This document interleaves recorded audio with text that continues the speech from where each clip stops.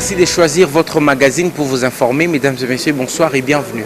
Au sommaire, bientôt le code minier sera vulgarisé par le ministre de Mines, mais bien avant, le professeur John Ekina Bongongo, consultant en joint venture, avait fait savoir lors de sa conférence animée à l'Institut français de Kinshasa que le nouveau code minier a augmenté les taux de paiement non seulement au niveau de royalties, mais aussi au niveau de répartition des parts de la dividende.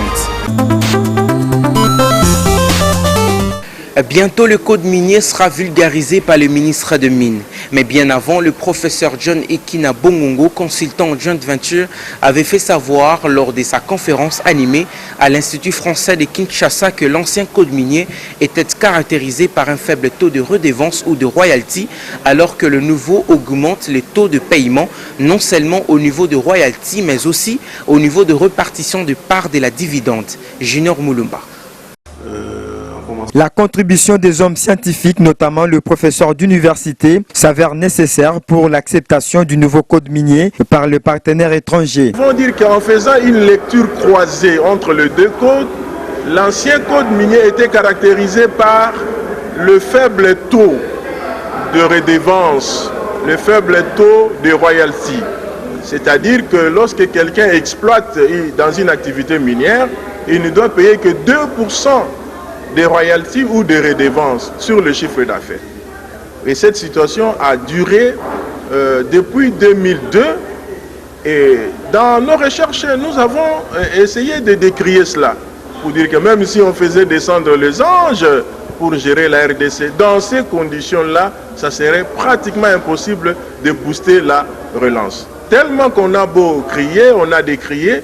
Bon, je parie que les autorités avaient entendu notre cri d'alarme et vers la fin de 2018, on a maintenant un nouveau code minier. Et le nouveau code minier se caractérise par l'augmentation de ces différents taux de paiement, notamment au niveau des royalties, et même du côté de répartition de parts, et même au niveau des dividendes. Donc on a essayé seulement de revoir certains taux de paiement à la hausse pour faire asseoir un partenariat véritablement gagnant-gagnant.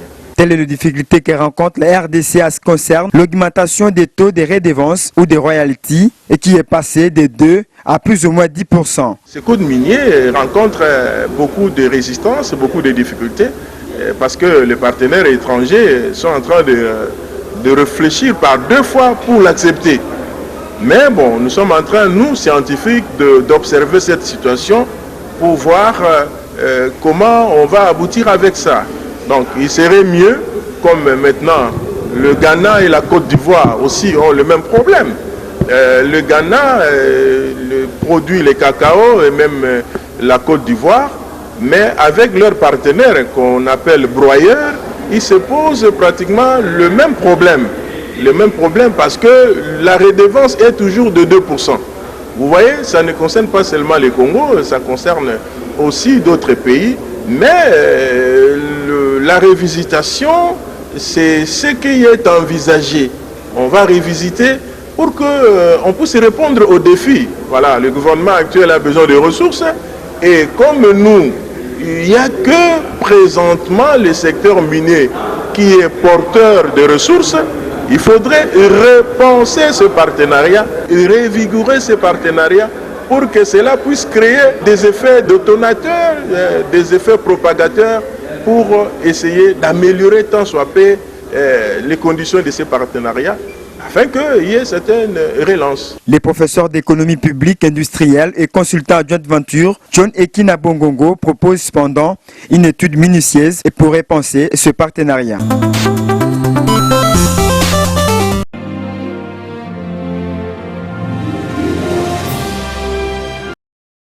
La problématique de la révisitation du nouveau code minier congolais à travers la procédure de la paie de la royalty, l'une des approches abordées dans l'ouvrage scientifique intitulé « La relance des industries industrialisantes » par la formule joint venture.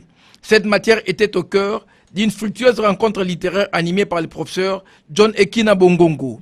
Cette contribution des hommes des sciences constitue un apport indispensable pour l'appropriation du code minier congolais par toutes les composantes, parmi lesquelles les exploitants, les industriels, les partenaires étrangers et autres intervenants. En faisant une lecture croisée entre les deux codes, l'ancien code minier était caractérisé par le faible taux de redevance, le faible taux de royalty. C'est-à-dire que lorsque quelqu'un exploite dans une activité minière, il ne doit payer que 2% des royalties ou des redevances sur le chiffre d'affaires. Et vers la fin de 2018, on a maintenant un nouveau code minier. Et le nouveau code minier se caractérise par l'augmentation de ces différents taux de paiement, notamment au niveau des royalties, et même du côté de répartition de parts et même au niveau des dividendes. Ce code minier rencontre beaucoup de résistance, beaucoup de difficultés, parce que les partenaires étrangers sont en train de réfléchir par deux fois pour l'accepter. Mais bon, nous sommes en train, nous, scientifiques, d'observer cette situation pour voir comment on va aboutir avec ça.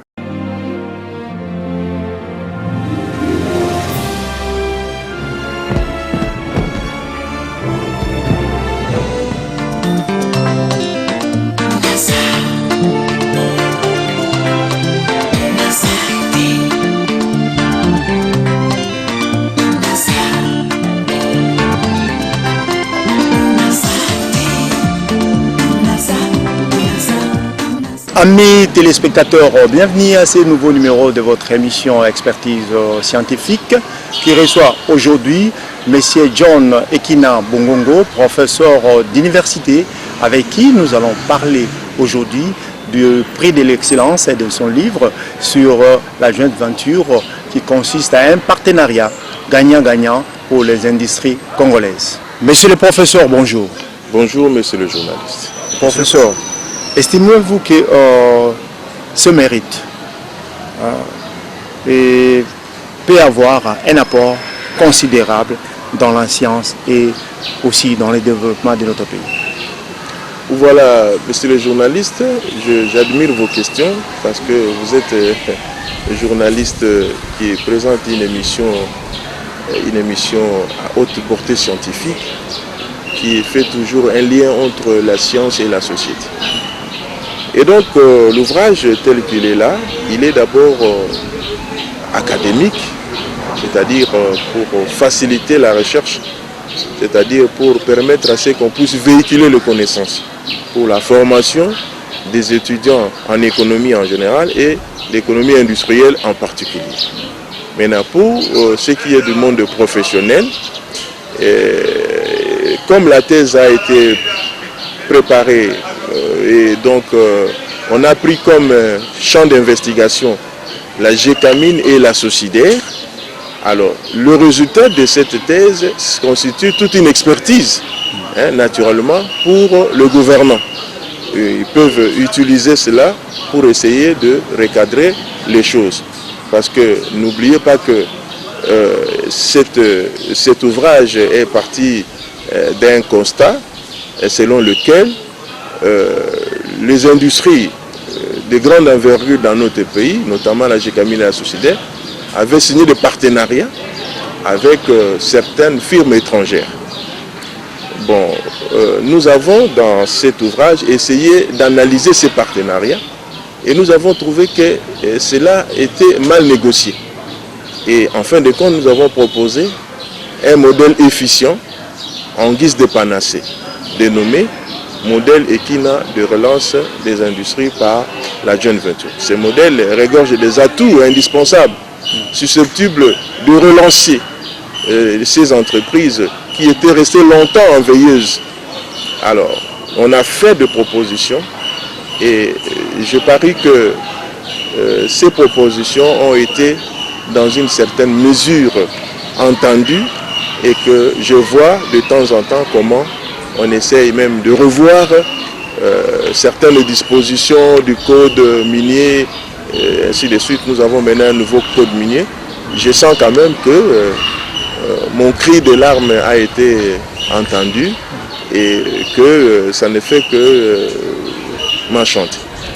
Ça ne fait que vous enchanter, monsieur le professeur, puisque nous parlons de la joint venture relance des industries industrialisantes par la formule joint venture. Donc, modélisation du partenariat. Ici, nous parlons du partenariat gagnant-gagnant. Ok, pour être beaucoup plus pratique, monsieur le professeur, pensez-vous qu'aujourd'hui, une fois votre thèse, votre livre prise en considération par les gouvernements et que cela puisse vraiment booster l'industrie congolaise en ce moment-ci? Parce que votre livre, il est d'actualité. Aujourd'hui, on parle des contrats miniers, des contrats par-ci par-là. Ben, est-ce que vraiment, avec votre livre, si vraiment les gouvernements prenaient cela en compte, on pourrait vraiment réaliser de très bons contrats dans ce pays? Oui, monsieur le journaliste, vous venez de dire qu'il y a des contrats miniers, il y a même le code minier. Si vous suivez très bien, dans la précédente émission, j'avais dit qu'il y avait un sérieux problème, n'est-ce pas, au niveau de certains taux d'imposition. Parce que dans un contrat de joint venture, on apprécie les gains. Le gain que le gouvernement tire de ces partenariats. Donc là, on parle de la rentabilité financière et de la rentabilité économique d'un projet. Pour la rentabilité financière, nous avons les éléments ci-après. Par exemple, le pas de porte. Nous avons aussi le royalties. Nous avons les dividendes. Nous avons les impôts. Nous avons le contrat d'amodiation. Nous avons le droit superficiel. Et nous avons aussi les services que nos entreprises telles que la GECAMINE offrent à la joint venture. Alors, ces éléments-là, nous avons trouvé que les taux étaient trop faibles. Donc, il n'y avait pas vraiment à espérer. Je vous prends un exemple. Je prends l'exemple de royalties. Le royalties, dans l'ancien code, s'élevait en moyenne 2%. Donc, royalties signifie lorsque vous exploitez, n'est-ce pas, un carré minier ou je ne sais pas moi, vous payez en contrepartie ce droit-là au propriétaire minier, qui est le gouvernement congolais par l'entremise de la GECAMINE. Et allez-y comprendre quelque chose, qu'on doit payer seulement 2% sur le chiffre d'affaires. Vous voyez, dans ces conditions-là, même si on faisait descendre les anges pour gérer la RDC, on ne saura pas booster l'économie de ces pays.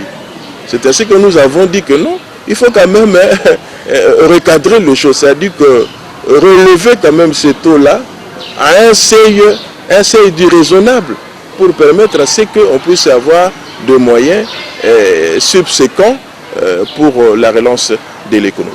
En faisant maintenant une démarcation ou une lecture comparée entre le premier code et le deuxième code, j'ai remarqué qu'il y a eu augmentation très sensible de ces taux-là qui faisait que le pays ne puisse pas se retrouver dans ces partenariats. Il est gagnant-gagnant en termes de ces taux d'imposition, de ces dispositions. Ce sont des facteurs rémunérateurs qui vont nous faire croire que ici nous gagnons. Ce ne sont pas des choses à réfléchir d'une autre manière, mais ce sont des calculs simples qu'on doit appliquer pour voir qu'on gagne. Maintenant, sur le plan économique, il y a la rentabilité. La rentabilité économique existe. Lorsque le partenariat se déroule, on doit voir l'augmentation de la valeur ajoutée. On doit voir aussi la main-d'œuvre, l'augmentation de l'emploi, c'est-à-dire il faut éliminer le chômage. On peut aussi voir les impôts directs et indirects. On peut aussi considérer les effets sur l'environnement. Parce que ces entreprises ont comme capacité aussi de polluer l'environnement. Alors l'environnement nécessite à ce qu'il y ait aussi de taxes afin qu'on puisse remédier à ce genre de choses. Donc, la joint venture doit être rémunératrice. La joint venture doit être aussi dynamique. Donc, on doit évoluer à travers le temps. Lorsqu'on a signé un contrat, on doit voir qu'à un certain moment, est-ce qu'on évolue ou on n'évolue pas. Il y a moyen chaque fois de recadrer. L'ouvrage explique pratiquement les voies et moyens pour permettre à ce que les jeunes ventures soient véritablement gagnant-gagnant. Professeur, puisque vous avez parlé des préalables, là nous avons suivi la publication de la loi sur les codes miniers, qui est aussi l'un des préalables. Et vous, étant économiste, vous allez nous donner certains préalables sur le plan économique. Donc cela veut dire qu'en ce moment-ci, si nous prenons le préalable sur la loi sur le code minier et quelques éléments sur l'économie, donc aujourd'hui, il est possible à ce qu'on puisse appliquer la joint venture, la formule de partenariat gagnant-gagnant. Oui, bien sûr que oui. Parce que j'avais dit que le principal préalable était la loi. Parce que sans la loi, comment on peut fixer le taux? Sans la loi, comment on peut, comment dirais-je, montrer le fonctionnement de ces joint ventures? Qui doit payer quoi à l'État? La loi vient, comme qui dirait, faire asseoir un partenariat judiciaire. Au moment où nous parlons, le code est déjà là. Je passais en revue ce code-là. Je trouve qu'il est bon. Il est bon dans le sens que on donne beaucoup plus de détails. Tout ce qui doit se faire dans le secteur minier se trouve être repris dans ce code-là. Donc, si vous êtes détenteur d'un permis d'exploitation, vous payerez autant. Si vous voulez payer les pas de porte, vous payerez autant. Si vous voulez payer le royalty, le taux est fixé. Il a même été revu à la hausse. Donc, toutes les dispositions qui devraient assurer un fonctionnement normal des joint ventures se trouvent être, comment dirais-je, reprises dans ces codes-là. Et il est maintenant grand temps que ces codes soient vulgarisés, ces codes soient acceptés. Mais j'apprends qu'il y a un peu de résistance au niveau des partenaires étrangers parce qu'ils sont en train de réfléchir par deux fois pour accepter certaines dispositions, notamment le fait d'avoir revu certains taux à la hausse. Tout ça va dans le sens de l'amélioration, va dans le sens de faire avancer les choses dans ces secteurs-là. Le pays a besoin de ressources. Qu'est-ce qu'on constate parfois? Il y a certains avantages financiers qui ne peuvent pas faire l'objet de discussions ailleurs, ou soit des exceptions, mais ici, il y a des dérogations.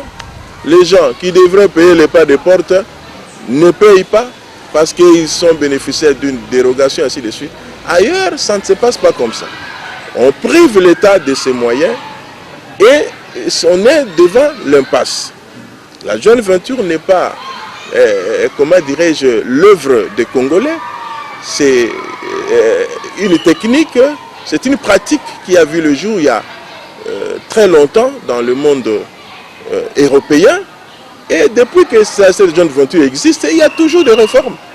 Il y a toujours des réformes et on évolue avec ça comme ça.